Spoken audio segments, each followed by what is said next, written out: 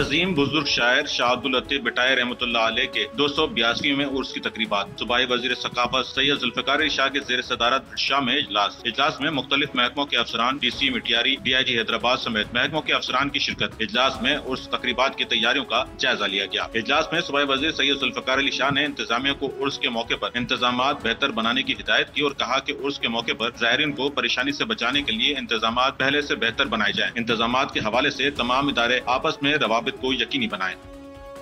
Sachal news network की videos में खुशामदीद। नाजरीन, वीडियो से मुतालिक अपनी कीमती राय का इजहार कमेंट बॉक्स में ज़रूर करें और चैनल को सब्सक्राइब करें।